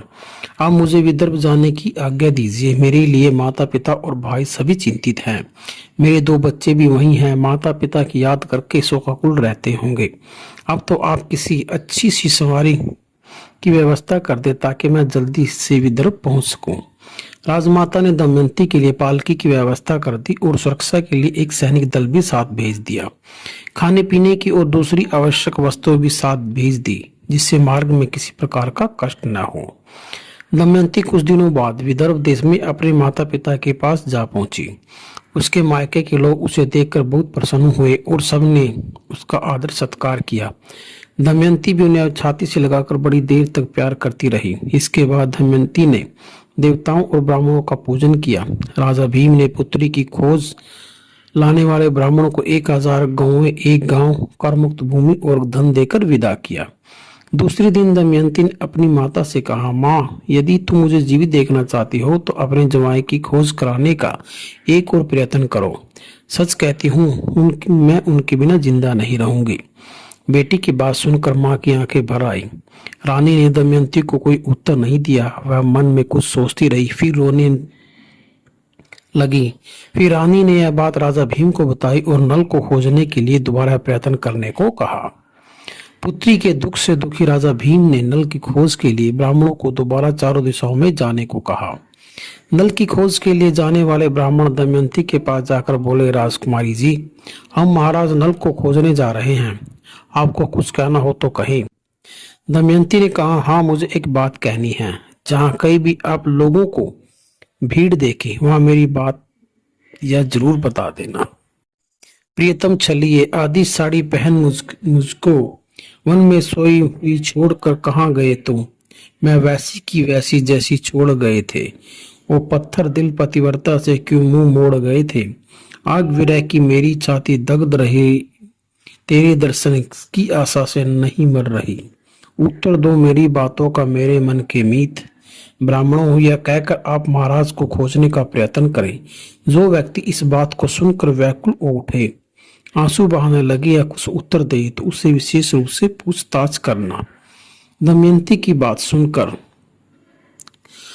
ब्राह्मण नल को खोजने निकल पड़े। वे चारों दिशाओं में खोजते खोजते थक गए, पर राजा नल का कुछ पता नहीं चला। बहुत दिनों बाद प्रणाद नामक ब्राह्मण लौटकर दमयंती के पास आया और बोला, मैंने अयोध्या के राजा ऋतुपर्ण के राजसभा में तुम्हारा कहा हुआ सुनाया, पर किसी ने कोई उत्तर नहीं दिया। वहां से जब मैं लौटने लगा तो बाहुक नामक व्यक्ति ने एकांत में मुझे तुम्हारी बातों का उत्तर दिया। वह व्यक्ति महाराज ऋतुपर्ण का मुख्य सारथी है।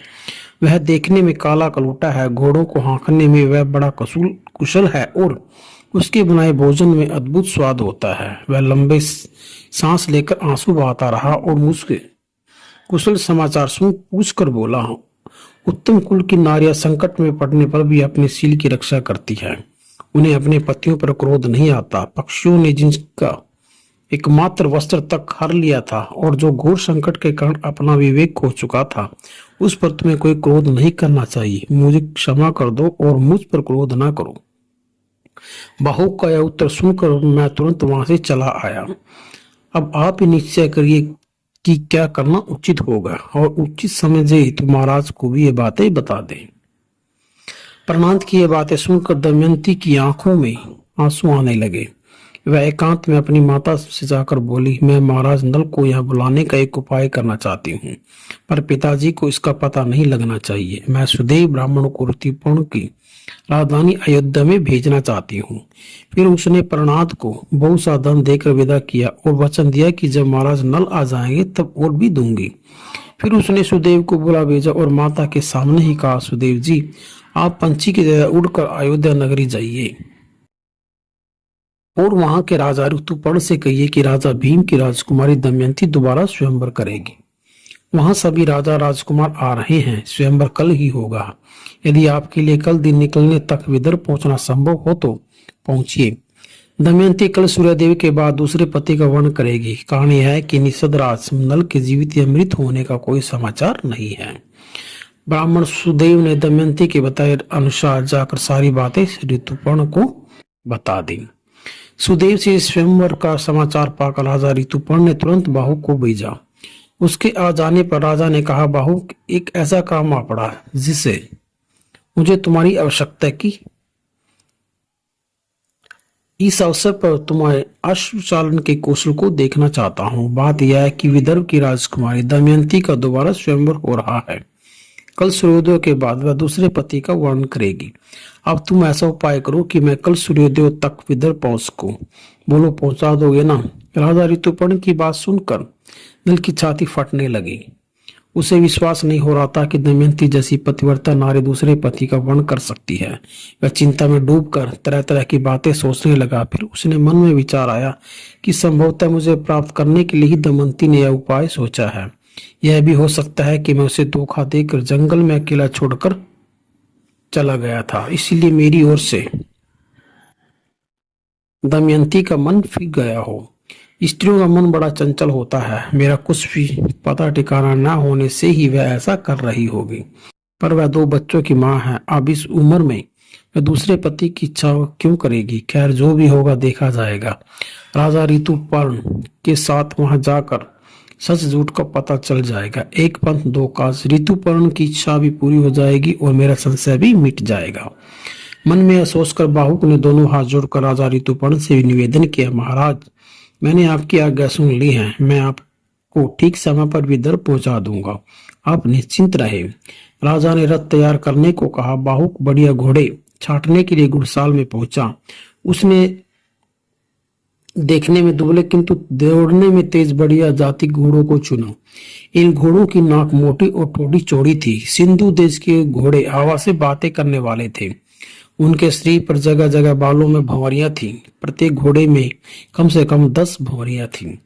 राजा ऋतुपर्ण ने इन दुबले पतले घोड़ों को देखा तो उसे क्रोध आ गया। उसने बाहुक से कहा, ये कैसे बेकार घोड़े तुमने चुने हैं? तुम मुझे धोखा देना चाहते हो। इतना लंबा मार्ग इतने कम समय में घोड़े कभी भी तय नहीं कर सकते। बाहुक ने कहा, राजन, मैंने अपनी समझ के अनुसार ठीक घोड़े चुने हैं। ये आपको भी ठीक समय पर विदर्भ पहुंचा देंगे। यदि ये घोड़े आपको पसंद नहीं तो जिन्हें आप बताइए उन्हें जोत दूंगा। ऋतुपर्ण ने कहा, मैंने इस बारे में कुछ नहीं सुनना चाहता। तुम इस विद्या को जानते हो और जैसा ठीक समझो वैसा करो।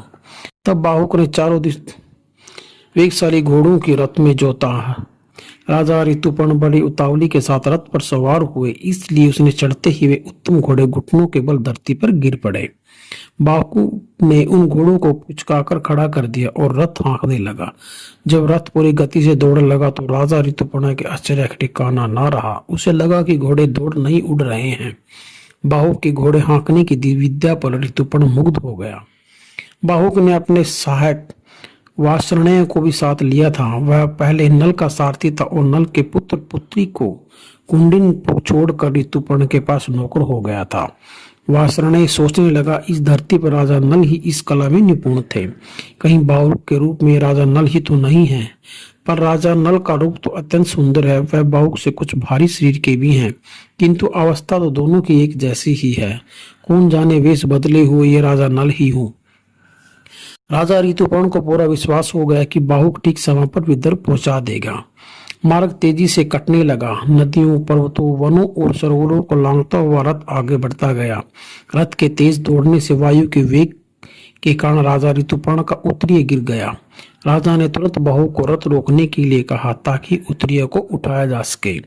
राजा की बात सुनकर बाहुक ने उत्तर दिया, महाराज, आपका उत्तरीय बहुत दूर रह गया है। हम उस जगह से 4 कोस आगे निकल आए हैं। अब वह नहीं मिल सकता। बाहुक का उत्तर सुनकर राजा ऋतुपर्ण चुप हो गए। आगे मार्ग में राजा को बहेड़े का एक विशाल वृक्ष दिखाई दिया। उस वृक्ष को दिखाते हुए ऋतुपर्ण ने कहा, जैसे तुम्हारे घोड़े हाँकने की कला अद्भुत है, ऐसे ही गिनती करने की विद्या में मैं भी विशेष योग्यता रखता हूँ। सभी बातें सभी लोग नहीं जानते होंगे। कोई किसी बात को जानता है तो कोई किसी दूसरी बात को। बाहुक, इस वृक्ष में जितने फल और पत्ते हैं उन सबको मैं बताता हूँ। वृक्ष में लगे हुए पत्तों और फलों की संख्या से नीचे गिरे हुए पत्तों और फलों की संख्या 102 से अधिक है। वृक्ष में 2095 फल लगे हुए हैं और पत्तों की संख्या 5 करोड़ है। तुम चाहो तो वृक्ष को काटकर गिनती कर लो। बाहुक ने रथ रोककर कहा, वृक्ष को काटकर और फलों को गिनकर ही आपकी गणना की सत्यता की जांच हो सकती है। ऐसा किए बिना आपकी बात पर विश्वास करना कठिन है। यदि वासु ने 2 घोड़ों की लगाम संभाल रखे तो मैं फलों को गिन लूंगी। राजा ने कहा, बाहुक यह समय रुकने का नहीं है। बाहुक बोला, मैं गिनने में ज्यादा देर नहीं लगाऊंगा। यदि आपको बहुत जल्दी है तो वासुदेव को सारथी बनाकर चले जाइए। तब राजा ने उसे मनाते हुए कहा, तुम ही मुझे विदर्भ पहुंचा सकते हो, वासुदेव तुम्हारी बराबरी नहीं कर सकता। इस बात में विघ्न मत डालो, मुझे तुम्हारी योग्यता पर ही भरोसा है। बाहुक ने कहा, मैं भेड़ों के फलों को गिनकर ही यहाँ से चलूंगा, आप मेरी बात मान लीजिए। राजा ने अनमने होकर कहा, अच्छा गिन लो। बाहुक ने वृक्ष को तुरंत काट डाला और फल गिनले तो वे उतने ही निकले जितने राजा ने बताए थे। अब बाहुक ने राजा से कहा, महाराज गणित विद्या में आपकी निपुणता आश्चर्यजनक है। इस विद्या का रहस्य मुझे भी बताने की कृपा करें। राजा ने कहा, बाहुक जुए के खेल में और गणित में तुम मुझे अत्यंत निपुण समझो। बाहुक ने कहा, राजन आप यह विद्या मुझे बता दीजिए और बदले में मुझसे अस्त्र विद्या सीख लीजिए। राजा ने यह बात मान ली। फिर कहा, तुम मुझसे इसी समय जुआ खेलने की विद्या ग्रहण करो, अस्त्र विद्या मैं तुमसे फिर सीख लूंगा। जो ही बाहुक बने नल ने जुए की विद्या सीख ली, कली उसके शरीर से बाहर निकल गया। कली की कार को टक नाक के विष की जलन और दमयंती के साप की आग भी शांत हो गई और कली ने अपनी वास्तविक रूप को प्रकट किया। कली के निकलने से नल की बुद्धि भी निर्मल हो गई। कली को देखकर राजा नल उसे साप देने लगे। यह देख कली भय से कांपता हुआ हाथ जोड़कर उनसे बोला, राजन अपने क्रोध को रोकिए, मैं आपके यश का विस्तार करूंगा। आपकी सती साध्वी पत्नी के सांप और कारकोटक नाग के विष के प्रभाव से मैंने भी घोर कष्ट भोगा है। मुझे भारी दंड मिल चुका है। यदि आप इससे मुझे क्षमा कर दें तो मैं आपको वरदान देता हूं कि जो आपके नाम का नाम लेगा और आपके चरित्र का गुणगान करेगा उस पर मेरा बुरा प्रभाव नहीं पड़ेगा। कली के बिना वचनों से नल का क्रोध शांत हो गया। वह तुरंत उसे भेड़े के सब पास ले गया।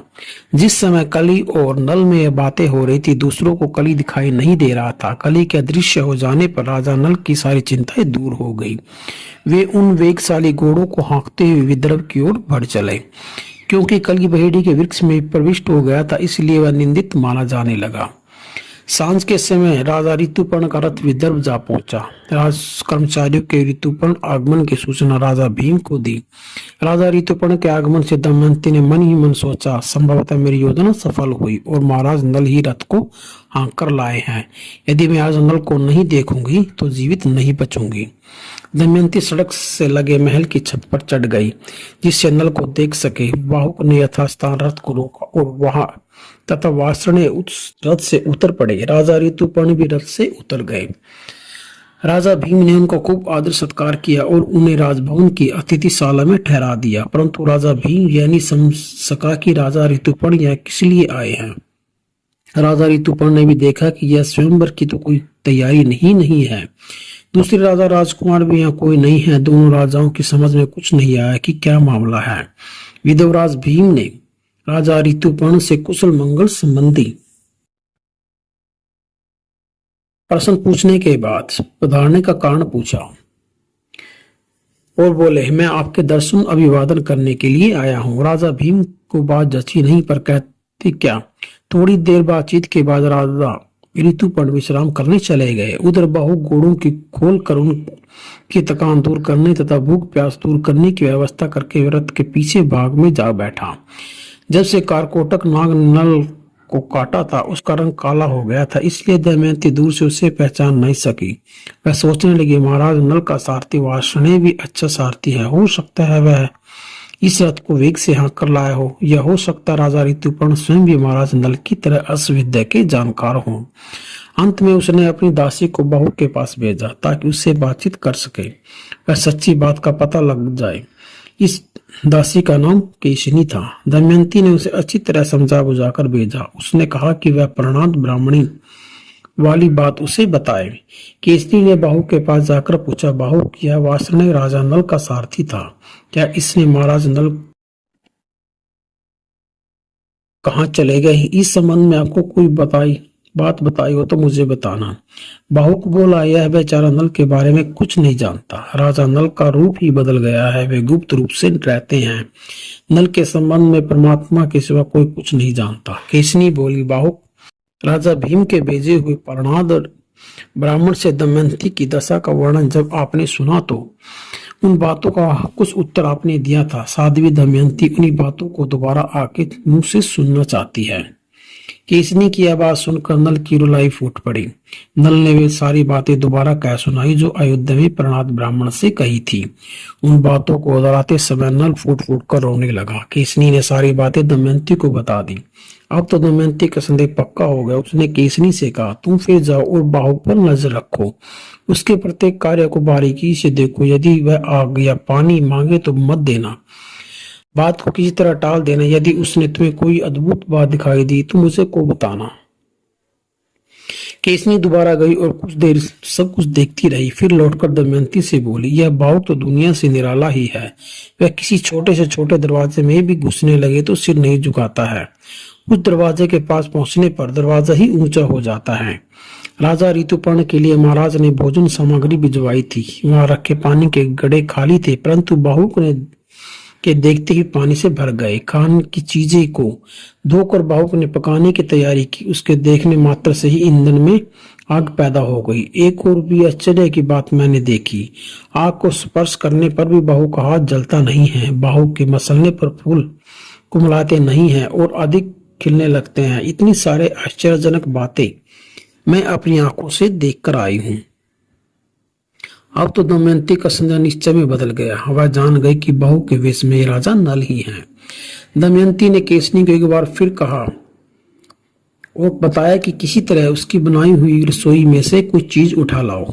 केसनी ने कार्य भी कर दिया। उस भोजन को चखकर दमयंती का विश्वास और भी पक्का हो गया। इस बार दमयंती ने अपने पुत्र और पुत्री को केसनी के साथ बहू के पास भेजा। नल ने उन दोनों को पहचान लिया और दौड़कर दोनों को छाती से लगा लिया। फिर वह केसनी से बोला, भद्रे, मेरे भी इतने ही बड़े दो बच्चे हैं, इन्हें देख मुझे उनकी याद आ गई, इसलिए आंखों से आंसू बह रहे हैं। और सुनो, तुम बार बार यहाँ आ रही हो, कोई देखेगा तो पता नहीं क्या सोचेगा, इसलिए तुम महल में चली जाओ। केसनी ने फिर सारी बातें दमयंती को बताई। अब दमयंती ने केसनी को अपनी माँ के पास भेजा और कहलवाया, मुझे इस बहू के ही नल होने का संदेह था। मैं बार बार परीक्षा करके देख चुकी हूँ। एक बात शेष रह गई है कि इसका रूप रंग नल जैसा क्यों नहीं है। इसका पता लगाने के लिए वह स्वयं वहां जाना चाहती है।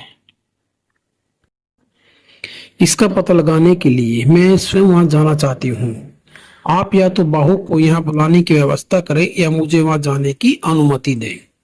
रानी ने विदर्भराज को सारी बातें बताकर दमयंती को आज्ञा दिला दी।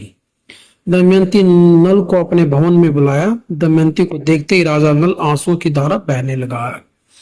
दमयंती के धैर्य का बांध भी टूट गया, वह भी रोने लगी।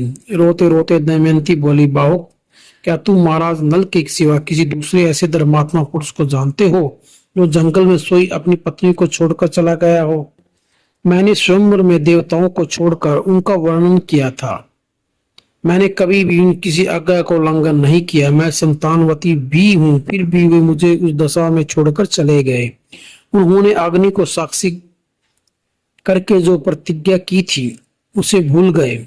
दमयंती जब यह बातें कह रही थी, नल की आंखों से गर्म गर्म आंसुओं की धारा बह रही थी। नल ने कहा, शोभने, वह सब कली की करतूत थी। उसके प्रभाव से मेरी बुद्धि मलिन हो गई थी। अब मैं उसके प्रभाव से छट चुका हूँ। अब हमारे दुखों का अंत होने वाला है। मैं तुम्हारे लिए यहाँ आया हूँ। तुम मुझे छोड़कर दूसरे पति का वर्ण करने को कैसे तैयार हो? मैं तुम्हारा भक्त और एक पति निवर्ती हूँ। फिर ही तुम यह क्या कर रही हो? तुम्हारे स्वयंवर का निमंत्रण पाकर ही तो राजा ऋतुपर्ण यहाँ आए हैं। नल के मन में मेरे प्रति संदेह उत्पन्न हो गया। यह जानकर दमयंती का हृदय कांप उठा और हाथ जोड़कर बोली, आप दूसरे स्वयंवर की जिस बात को लेकर मुझ पर संदेह कर रहे हैं, वह तो बात तो आप तो यहाँ बुलाने के लिए झूठ मूठ कही गई थी। क्या आपको यहाँ स्वयंवर की तैयारी दिख रही है? यहाँ आपके आश्रयदाता ऋतुपर्ण के अतिरिक्त कोई राजा या राजकुमार उपस्थित दिखाई दे रहा है? नहीं तो फिर यह संदेह व्यर्थ है। पिता के भेजे हुए प्रणात ब्राह्मण ने अयोध्या में जो गाथा गाई, उसके उत्तर में आपने कुछ बातें कही, उससे मुझे लगा कि आप वहां रह रहे हैं, इसलिए आपको बुलाने के लिए मैंने उपाय किया था। स्वयंवर की बात का तो पिताजी तक को पता नहीं है। मैं आपके चरण छूकर सौगंध खाती हूँ कि मैंने कभी स्वप्न में भी पर उसका चिंतन नहीं किया है। नल को जब अयोध्या में राजा ऋतुपर्ण ने दमयंती के स्वयंवर में चलने को कहा, तब भी नल ने मन में यह बात आई थी कि हो सकता है कि दमयंती ने मुझे बुलाने के लिए अब उपाय सोचा हो। दमयंती के स्पष्टीकरण से नल का मन उसके प्रति निर्मल हो गया। अब नल ने मन में कारकोटक नाग का स्मरण किया और उससे दिए हुए वरदान और दोनों वस्त्र पहन लिए। ऐसा करते ही नल को पहले जैसे गुरु वर्ण और सुंदर रूप उन्हें प्राप्त हो गया। 3 वर्ष बाद पति को वास्तविक रूप में सामने पाकर सती साध्वी दमयंती उसे हृदय से लगाकर रोने लगी। दोनों भूत एक देर तक दूसरे को हृदय से लगाकर रोते रहे। शोक और वियोग से दग्ध हृदय को शीतल करते रहे। दोनों बच्चे भी वहां आ गए। नल उन्हें गोद में लेकर बड़ी देर तक प्यार करता रहा। दमयंती ने अपनी माता को जब सब बातें बताई, रानी ने राजा भीम को शुभ समाचार सुनाया। उस रात नल और दमयंती एक दूसरे को बिछड़ने के बाद किस घटनाएं सुनाते रहे और दुखों की याद करते रहे। दूसरे दिन नहा धोकर और वस्त्राभूषणों से अलंकृत होकर नल और दमयंती विदर्भ राजा भीम से मिलने पहुंचे। दोनों ने राजा भीम की वंदना की। राजा भीम ने पुत्र की तरह नल को अपनाया और मंगल में आशीष दी। नल को आया देखकर विदर्भ की राजकुमारी में हर्ष और उल्लास की लहर दौड़ गई। राजा की आज्ञा से कुंडलपुर नगर को सजाया गया। सड़कों को साफ कर पानी का छिड़काव किया। फूलों से सजावट की गई। नगरवासियों ने भी अपने अपने घरों के द्वारों पर सजावट की। देव मंदिरों में भी सजावट और विशेष पूजा की गई। राजा ऋतुपर्ण को जब पता लगा कि मेरे पास बाहुक नाम से सारथी का कार्य करने वाला व्यक्ति ही नल था, तो उन्हें बड़ी प्रसन्नता हुई। उन्होंने राजा नल को बुलाकर उनसे क्षमा मांगी। फिर बोले, निषद नरेश नल, यह बड़े सौभाग्य की बात है कि आप वर्षों बाद अपनी बिछड़ी हुई पत्नी से मिले। आप मेरे यहाँ अश्वत्थामा के व अश्वशाला के अध्यक्ष थे, तो मुझे जाने अनजाने यदि कोई अपराध हुआ तो उन्हें क्षमा कर दो। नल ने कहा, आप के यहाँ मैं बड़े मजे से रहा। आप हमारे पुराने मित्र और संबंधी हैं। भविष्य में भी आपका प्रेम हमें मिलना चाहिए। मैंने आपको अस्त्र विद्या सिखाने का वचन दिया था, आज आप उसे सीख ले। यह कहकर नल ने शास्त्र विधि के अनुसार ऋतुपर्ण को सारी अस्त्र विद्या सिखा दी। अब राजा ऋतुपर्ण दूसरे सारथी वासुदेव को लेकर अपनी राजधानी अयोध्या में लौट आए। नल 1 मास तक सुखपूर्वक पुण्यपुर में रहा। इसके बाद अपने ससुर राजा भीम से आज्ञा लेकर और घोड़े और थोड़े से सेवक के साथ लेकर निषद देश को चल पड़ा। राजा नल का रथ 16 हाथियों द्वारा गिरा हुआ था। 50 घुड़सवार सैनिक और 600 पैदल सैनिक थे। वह बड़े हर्ष और उत्साह के साथ राजधानी में प्रविष्ट हुआ। कुछ समय बाद राजा नल ने पुष्कर के राज पास जाकर कहा, पुष्कर, हम फिर से जुए की बड़ी बाजी लगाएंगे। मैं बहुत सा धन लाया हूँ। दमयंती तथा और जो कुछ भी मेरे पास है मैं दांव पर लगा दूंगा। इसी तरह तुम्हें भी सारा राजा दांव पर लगाना होगा। इस दांव के साथ हम खेल शुरू करेंगे। यदि ऐसा न करना चाहो तो हम दोनों अपने प्राणों की ही बाजी लगाएं। मैं एक बार तुमसे हार चुका हूँ और अपना सब कुछ दे चुका हूँ। अब मैं दोबारा खेलना चाहता हूँ, तो जुए के नियम के अनुसार तुम्हें मेरे साथ खेलना ही चाहिए। और यदि तुम पासों से जुआ खेलना चाहो तो आओ बाणों द्वारा युद्ध का खेल खेलें। आमने सामने की लड़ाई कर लो। जो बचेगा राज्य उसका। मैं तुम्हें ही चुनाव का अवसर देता हूँ। बोलो, कौन सा खेल खेलना चाहते हो? नल की बात सुनकर पुष्कर मुस्कुराते हुए बोला, बड़ी प्रसन्नता की बात है कि तुम दांव पर लगाने और के लिए धन कमा लाए हो और दमयंती को भी दांव पर लगाने के लिए तैयार हो। मैं तो प्रतिदिन तुम्हारी ही राह देखता था। आज मेरा मनोरथ अवश्य पूरा होगा। मैंने उस समय भी तुम्हें दमयंती को दांव पर लगाने के लिए कहा था, पर तुम टाल गए थे। आज मैं दमयंती को जीत कर कृतार्थ हो जाऊंगा। उसकी बातें सुनकर नल को क्रोध तो बहुत आया। सोचा कि अभी तलवार से इस दुष्ट का सिर काट दे, परंतु क्रोध को रोककर वे हंसते हुए बोले, पुष्कर, तुम व्यर्थ ही गाल बजा रहे हो। खेल प्रारंभ करो। पहले ही बाजी में नल ने पुष्कर को हरा दिया। पुष्कर ने अपने प्राणों तक की बाजी लगा दी। पुष्कर को हराकर नल ने कहा, नीच, अब यह सारा राज्य मेरे अधिकार में है। साध्वी दमयंती की ओर तू आंख उठाकर भी नहीं देख सकता। आज से तू सपरिवार उसका दास है। पहली बार जो तुमने मुझे हरा दिया था उसमें तेरी चातुरी नहीं थी, वही काल की करतूत थी। मैं तुझे प्राणों की भिक्षा देता हूँ, तू यहाँ से चला जा। तेरा सारा सामान और तेरे हिस्से का धन भी तुझे दिए देता हूँ। तू मेरा भाई है, मैं अब भी तुझे प्रेम करता हूँ। ऐसा कहकर नल ने उसे वहां से विदा किया। नल की उदारता से पुष्कर बहुत प्रभावित हुआ। वह अपने परिवार, सेवकों और सेना सहित अपनी राजधानी को चला गया। राजा नल ने नगर में प्रवेश करके नगर निवासियों को सांत्वना दी और वे सब राजा को नल को पाकर अत्यंत प्रसन्न हुए। राज्य के मंत्री और कर्मचारी भी धर्मात्मा नल के पुनः राज्य संभालने लग गए और बड़े प्रसन्न हुए। नगर में शांति छा गई। राजधानी में बड़ा उत्सव मनाया गया। अब राजा नल अपनी विशाल सेना लेकर विदर्भ देश गए और वहां से दमयंती तथा बच्चों को सम्मान सहित लौटा लाए। राजा नल पुण्य न्यायपूर्वक शासन करने लगे। उन्होंने ब्राह्मण वेता और शास्त्र वेता ब्राह्मण द्वारा अनेक बड़े यज्ञ कराए और खूब दान दक्षिणा दी। तो कहानी कैसी लगी दोस्तों? प्लीज मेरे चैनल को लाइक, शेयर और सब्सक्राइब जरूर कीजिए। आपका बहुत बहुत धन्यवाद।